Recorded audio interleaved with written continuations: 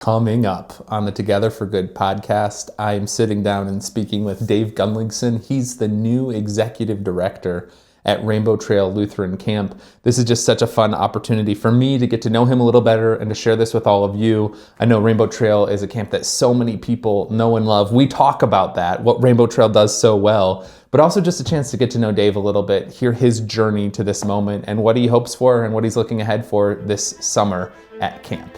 Here we go. Welcome to the Together for Good podcast, a podcast created by Bethany Lutheran Church in Cherry Hills Village, Colorado, and hosted by me, Pastor Nate Preisinger. On Together for Good, our goal is to provide practical, engaging content that supports you without expectations. Whether you're feeling disconnected from traditional religion or simply exploring what faith means in your life, we're here to walk alongside you. No matter where you are on your journey of faith, we're glad you're here. Welcome to Together for Good. All right, welcome everyone. I am sitting here with the new executive director of Rainbow Trail Lutheran Camp, Dave Gunnlaugsson. Dave, thanks for making the trip to Bethany for this. Yeah, thank you. It's great to be with you guys today. I am so excited for this chance to get to know you a little bit better. I've been going to Rainbow Trail and having connections there since post-pandemic, I'd say, because I was new to the Denver area. But I can't even begin to talk about how impressed I've been with that place. Thank you. And just so excited for your leadership. But people want to get to know you. They want to know who the heck you are. But yeah, tell us a little bit about yourself. What should we know? Yeah, I mean, just to clear the air, I think you're going to hear, every once in a while, you're going to hear people say Packer Dave. Packer Dave. And we should probably just start there. We don't need to go that far back. But I'm a Green Bay kid from way back. And that's a nickname I had at camp when I first started here. And so that name, we're trying to kind of going back and forth with Packer and Dave, still to see where that's going to land. Okay. But yeah, I mean, go ahead. No. In other settings, yes. Do people call you Packer Dave? Like back in Minneapolis, or right? Like you were in Minnesota before this. Right. Is this a real thing, or is this more a Rainbow Trail? No, it started in college. There was 3 days on my floor freshman year. It stuck with me through basically every ministry I've been a part of until I got, funny enough, I started working for Feed My Starving Children, where we're literally packing food every day. And that's where the Packer name kind of disappeared. And so it's interesting that it didn't make it through that place of all places. But yeah. So background-wise, I'm a Green Bay kid, ended up at Luther College. Wanted to be a teacher my whole life, and so really was heading in that direction. My sophomore year at Luther, I met Dave Jarvis at a camp fair, and things started to turn the corner a little bit. Okay. I came out to Rainbow in 95, my first summer as a counselor, and I loved it. I'd never been to Colorado before. Yeah. I really had never been out of the Midwest all that much before, and so here I was. And so spent 2 summers as a counselor and then a couple as a program director and a few traveling, and then ended up being a program assistant there and ended up being an assistant director. Back in 2003 is when I drove off the site, which I thought was probably going to be the last time. Yeah. And so, I went on from camp, spent some time traveling. I worked for a ministry called Youth Encounter for a lot of years. Sure. And still speak for them at some of their youth events around the country, which is fun.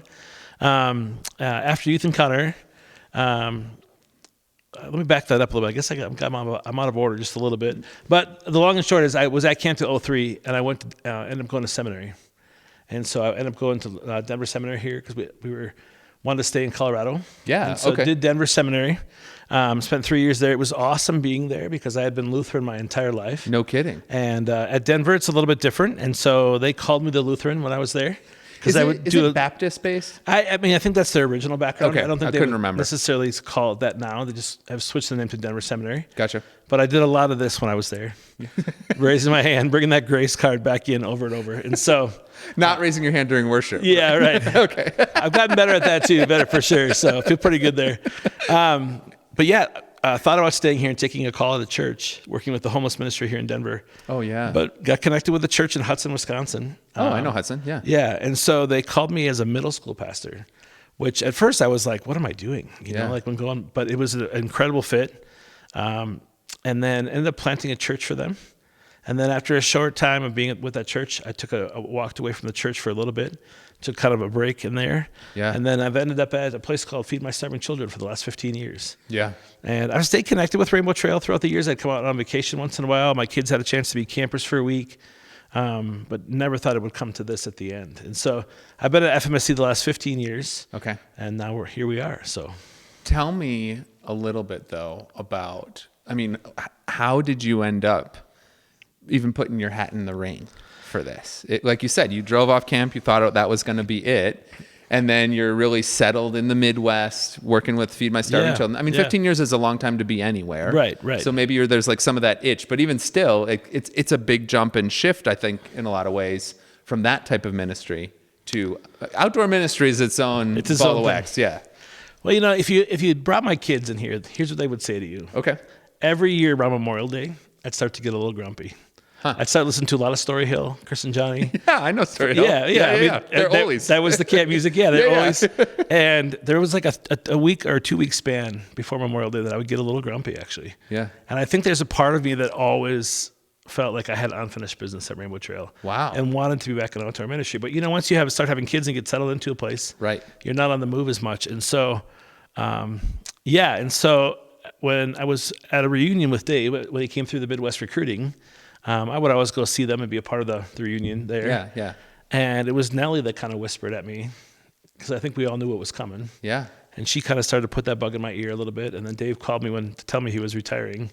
And I kind of sat down with Dave when he was in town and said, should I put my name in? What do you think? And he said, I think you should consider it at least. And I don't even know if you know what you're asking at that point. Right. Because it doesn't feel real. And for me, timing had to be right. My kids were launching and wanted to make sure they were good to go. And so when Dave said, yeah, I think you should, I kind of put my name in, waiting to see how the timing would work out. And actually that right around the time my daughter was graduating from high school, my son already had launched. The process began. Right. So to be honest, I put my name in. I had no idea. I thought with Dave Jarvis, there would be so many candidates from all over the country. I didn't know what the pool would be. And the process just kind of began that way. And here we are. Yeah. Holy Spirit did its thing. And it was a longer process for sure. And I think the board did a wonderful job of really being careful. I mean, obviously they felt that pressure, I think, a little bit, and wanted to be good stewards of 37 years of ministry that the next person wasn't. And so, it was a really good process, long process. Yeah. And, at times you'd start to doubt yourself, and should I not do this? Should I do this? Should I not? And honestly, it was my son in a conversation at our kitchen table. I was reading a book from a buddy of mine, and I was kind of beginning to doubt, like, should I do this? And he said, you have to do this. Yeah. Because I think they watched over the years my heart for this place. Yeah. And so it was a few days later that the board called. Well, let's talk about that. Let's talk about your heart for the place. Yeah. Because Rainbow Trail, outdoor ministry is always unique and special. But as I led the conversation with, I've experienced the place and just feel like it's really special. I'll tell you what I see.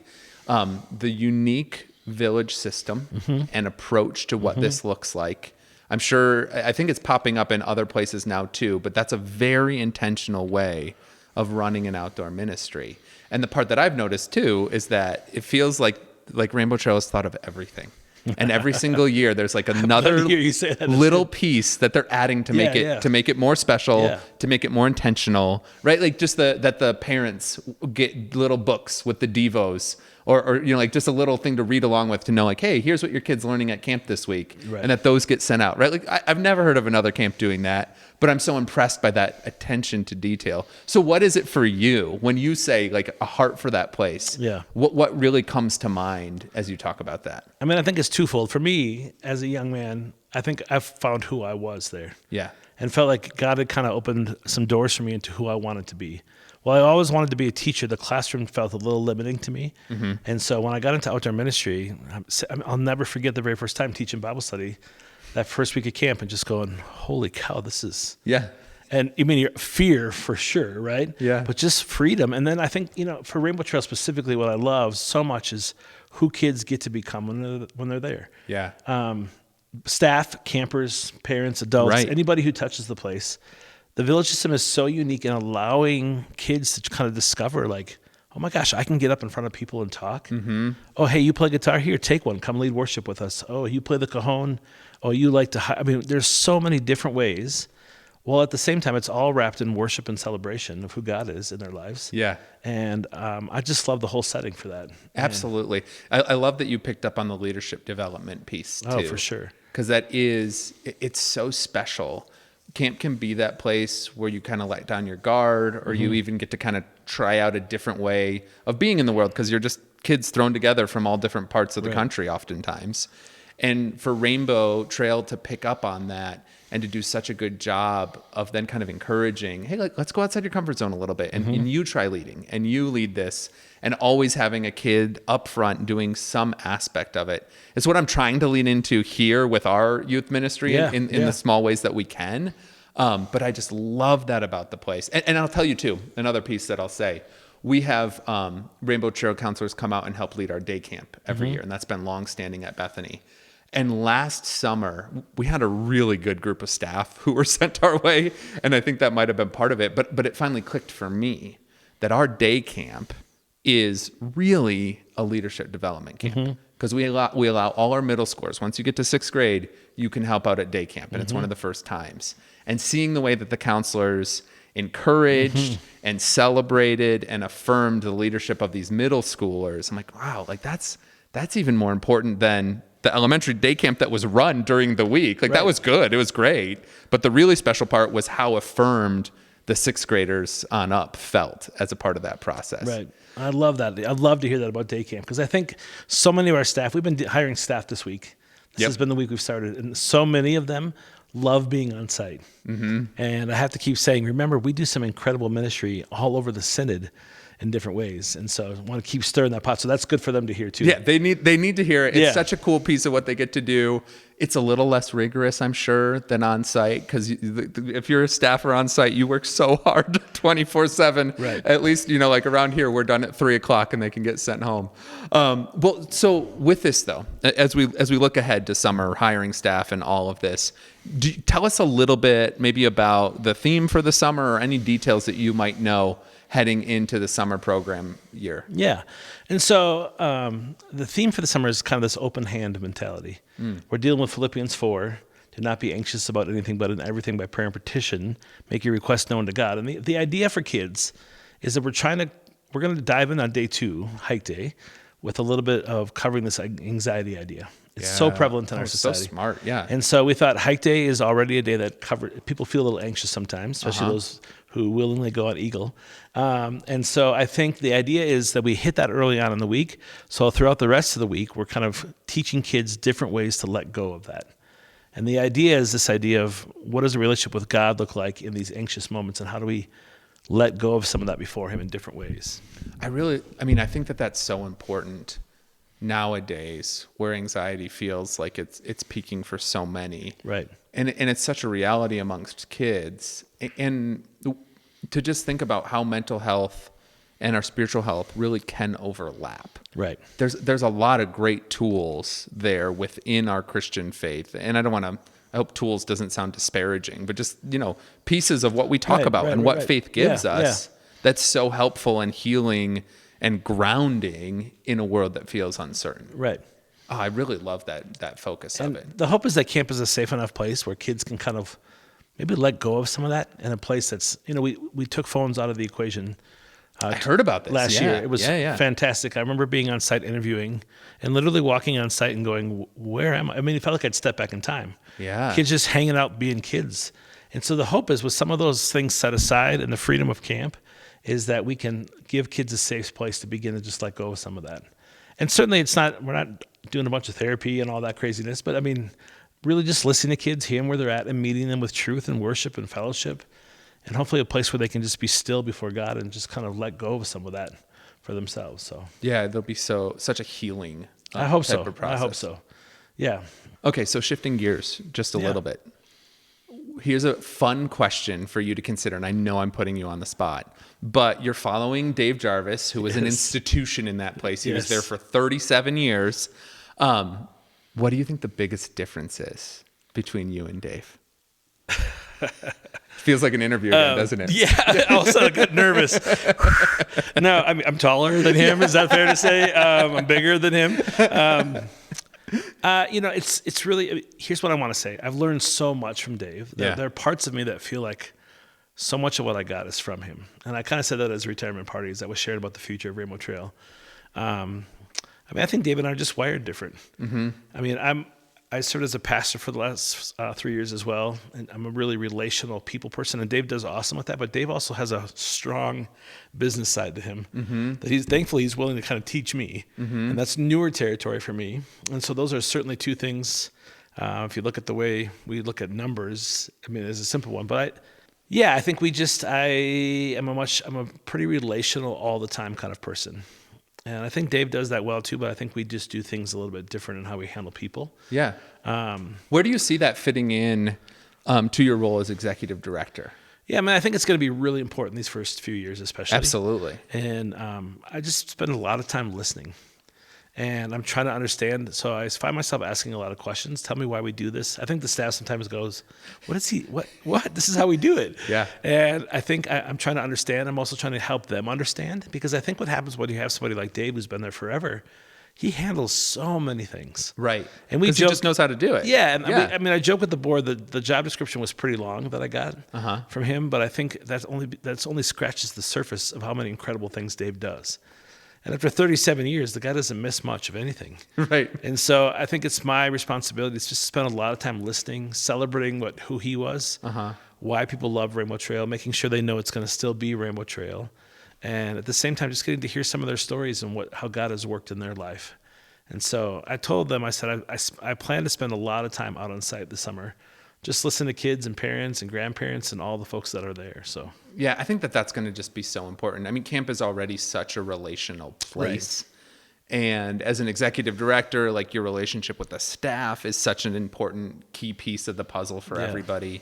And I know that that's something that Rainbow Trail also has done really well, is that type of like mentorship for their staff, just being a huge part of the experience of working there. But it's so glad to hear too. Yeah, I think that that's very wise heading into this, is knowing like you got to build relationships with the parents and with the congregations and with the campers as well, just to build that comfort level. So tell me this though. I mean, so you did last 3 years, you were also working as a pastor. Yep. And you mentioned that you were at a church in Hudson and a church planter out there too. How do you see that experience of ministry translating into this outdoor ministry role? Yeah, I mean, I think we really want to be a blessing to the churches of the Rocky Mountain Synod. And it's so much, not that I have everything figured out for being in a church, but I think being in the ELC, Lutheran Church, the last 3 years has really helped me understand what churches are dealing with on the daily basis. So that when we sit down in camp and think about what we want to do, I've been throwing some dreams at some of the staff, saying, what about this or what about this?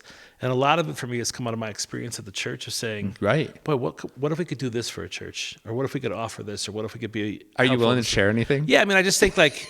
I'm curious. I was talking to a friend of mine who's a pastor out here, and it's hard on a Friday night to get a retreat group down to camp. Yeah. Let's be honest. It's probably on a Friday night, it's a longer trip, and it's tricky, and we love the groups that come.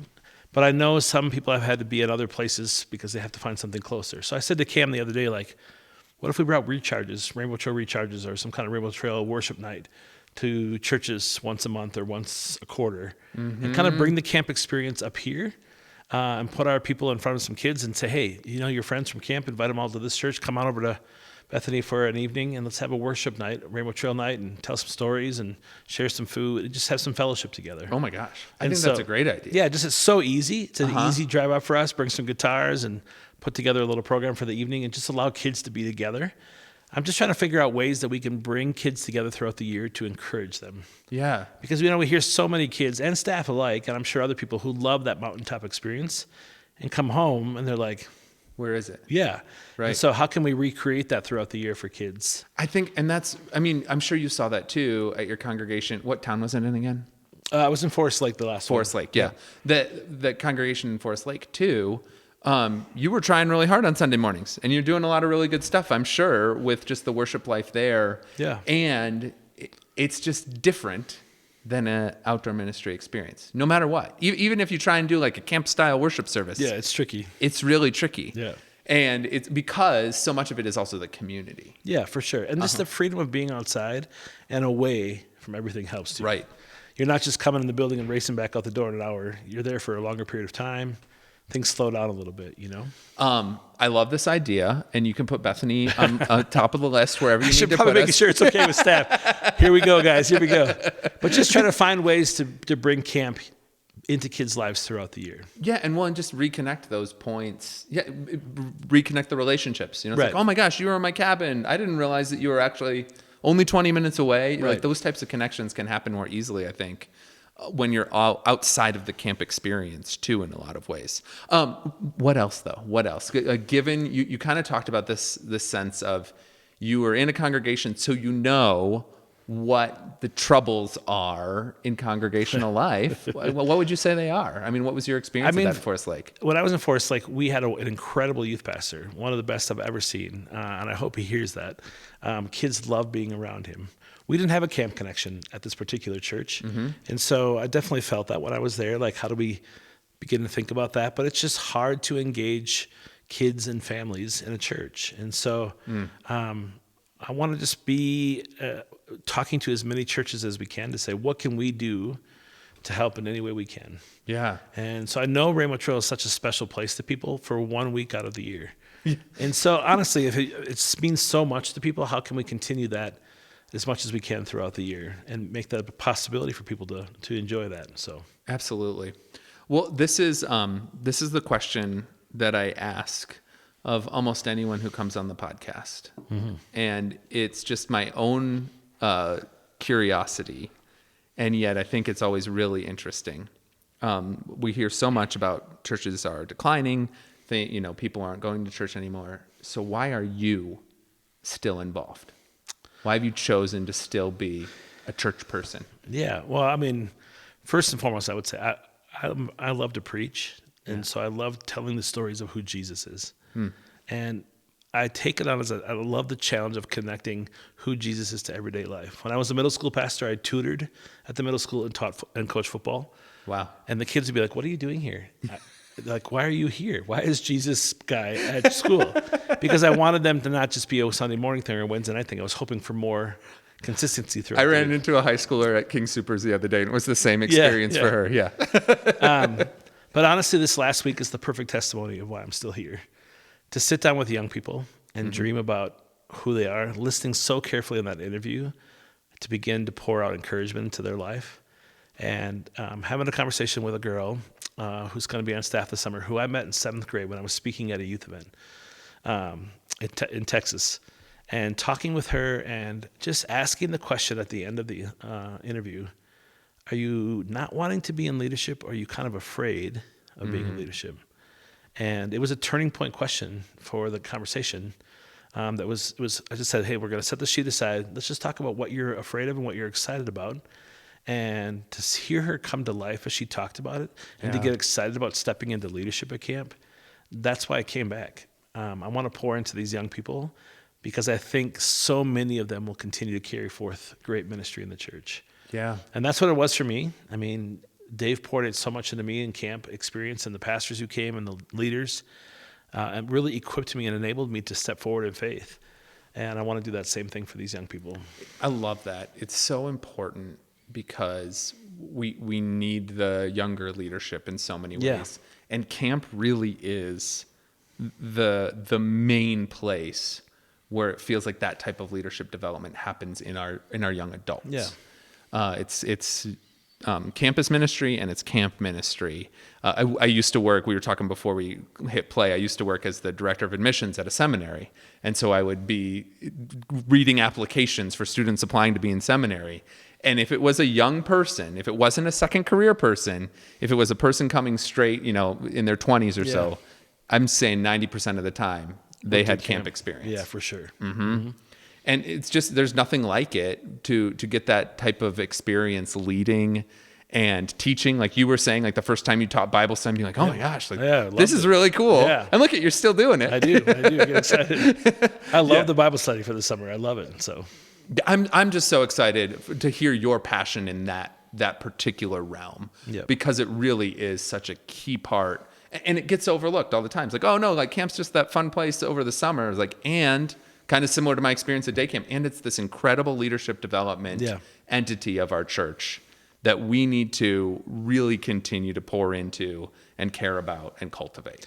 And I love that in staff training, we bring the author of that particular study in to teach it to them, to prepare them and equip them so they're ready to teach it.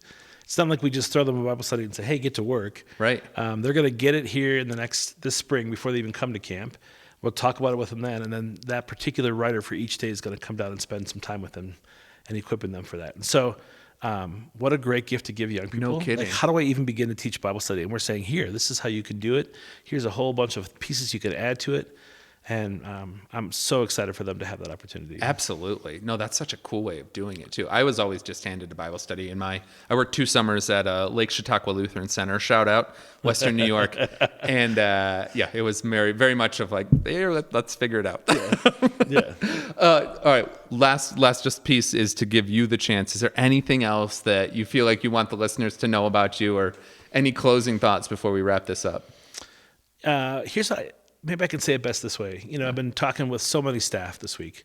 This whole idea of trying to hire 60 staff, especially college kids, in 6 weeks or whatever it is, it's a lot of intense conversations and trying to move all the pieces around. Yeah. And I've said to the returners, thank you for coming back. Mm-hmm. Because I think it'd be so easy in a leadership transition to say, I was good when Dave was there, but I'm not going to take that chance. I'm not going to come back. And what I've discovered with all of these returners, it's never about Dave Jarvis or Dave Gunnlaugsson or anybody else. It's about what God does through Rainbow Trail that draws them back. Mm-hmm. And we hear everybody say, boy, I love this place. This place is so special to me. And I just keep saying to people, man, it's the things that Jesus does in this place that makes it so special. Yeah. And so I'm so excited. I'm so honored and humbled to be in this position. Maybe I'm a little bit crazy, that some would say. But in all reality, what I love most about Camp for the folks is that what a great place to come spend some time with Jesus. Yeah. And that's the piece that I just want people to know, that whatever happens at Rainbow Trail, whatever changes may happen to different people, at the end of the day, that part never changes. Yeah. And they're loved by a God who never changes. And Camp is consistent with that. Mm-hmm. And I'm so thankful that has been, I started in 1995, over 30 years ago. It's been a crazy week for me to hire the kids of staff members I worked with. Oh, I bet. Week. I've been emotional a few times this week. Making a call to somebody who I worked with their parents 30 years ago. But what happens at camp is the same with their parents and with their children, is God is the same. And what a great way to be together. And thank you so much for that and for the grounding in it. Yeah. That it's about what Jesus does for these kids at that place. Yeah. And that's always, like, if we ever lose sight of that, then we've thrown the baby out with the bathwater. Right. And I'm so consistent on that in other places in my ministry too. Just like, this is about Jesus and a relationship with Jesus and what that means for us and what that means for the world. Right. And it's just so good to hear that, you carrying forward, because Dave was always so big on that as well. Yeah. And I want to say too, I'm the new guy, and I don't even know how to begin to meet everybody. Right. I'm signing all these... You're a relational guy, you said. But I'm signing all these thank you letters. I'm like, I wonder who these people are. Yeah. And so I just want to encourage people, feel free anytime. Call me up, email me, text me, whatever. Come on down to camp. Let me know if I'm in town. I'd love to come spend some time. I just want to meet as many people as we can, and we want to continue to serve the Rocky Mountain Synod the best that we can. Because that's why we're here as a camp. That's why we exist. Obviously to make much of who God is, for sure, and who Jesus is, but also just to be helpful to congregations in any way we can. So I so appreciate that. Well, this has been awesome. Thank you so much for making the time for me to come and have this conversation and just to get to share a little bit about it. Hey, thank you, dear listeners, for watching this and getting to meet Packer Dave and get excited about what's coming up at Rainbow Trail this summer. Thanks for watching. Share this with family and friends. Tell them to send their kids to Rainbow Trail this summer. Have a day camp at your church. All the good things. As always, though, friends, stay in peace. Thank you for listening to the Together for Good podcast. If you'd like more resources for your walk of faith, please visit our website, bethany-denver.org, or download our mobile app by searching Bethany Connect in your phone's app store.